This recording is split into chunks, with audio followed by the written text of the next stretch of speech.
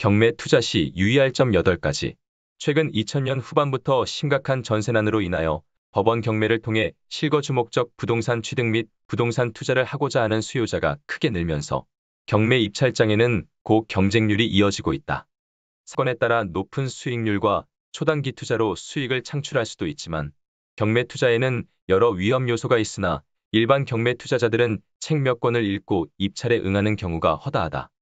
특히 이럴 경우 경매에 대한 단순 지식만 가지고 참여했다가 큰 손해와 난항을 겪는 사람들을 수도 없이 봐왔기에 경매 입찰 전에는 반드시 전문가의 심도 있는 상담이 필요하다 하겠다. 특히 법원 경매에는 법률적인 문제점이 항상 도사리고 있으므로 생소한 권리에 대한 이해가 반드시 필요하고 아래 8가지의 경매 투자 시 유의할 점을 통해 돌다리도 두드리고 건너는 습관을 가져야겠다. 1.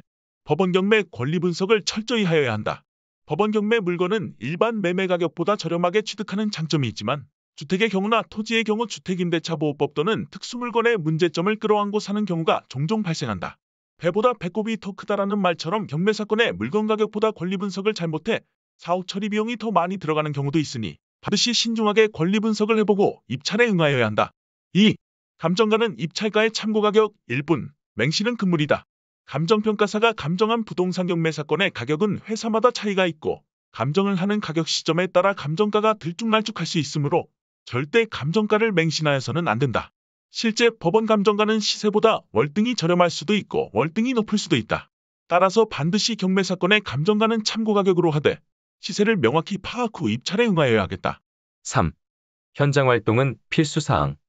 흔히 경매 투자를 몇 번 해본 사람들은 물건지에 가보지 않고서도 사건에 대한 자신감을 가지고 투자를 하는 사람들이 있다. 이는 상당히 위험한 투자 방법이다. 부동산은 부동성과 개별성으로 인해 반드시 현장 답사를 통해 물건에 대해 눈으로 직접 보고 밟고 피부로 느껴보아야만 하는 투자처이다. 특히 주거용 부동산일 경우 주변의 동네 이웃들의 소문이나 분위기까지 명확히 파악하여야 한다. 4. 주거용 부동산의 입주 시기는 넉넉히 잡아야 한다. 법원의 진행 절차에 따라 이루어지지만 의외로 입주 지연이 생기는 경우가 있다.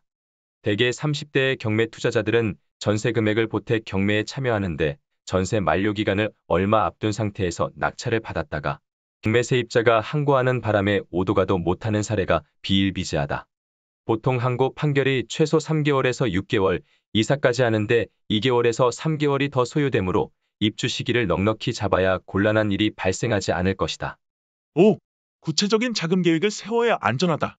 경매는 입찰 당일 보증금으로 입찰가의 10%를 낙찰허가 결정 후 35일 후 잔금을 납입해야 하는데 실무에서 보면 잔금 납부할 금액을 구하지 못해 경매를 포기하는 사례도 종종 있다.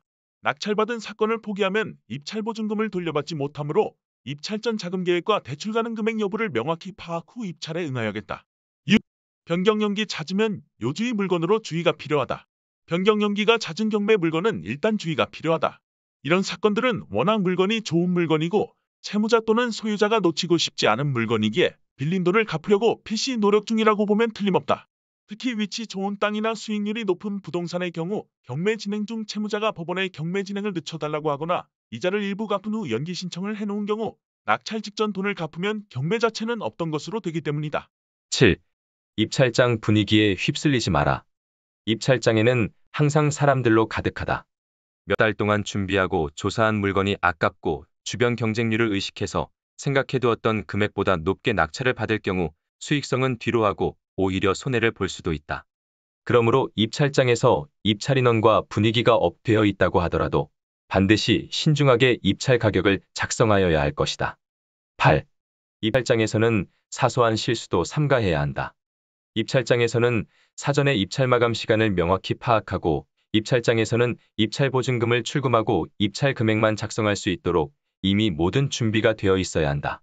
특히 입찰 보증금 부족과 대리인 입찰 시 인감증명서 미지참과 입찰 금액란의 잘못된 기재로 인해 피해를 보는 경우가 흔하니 사전에 반드시 여러 번 확인 이후 입찰에 응하여야 한다.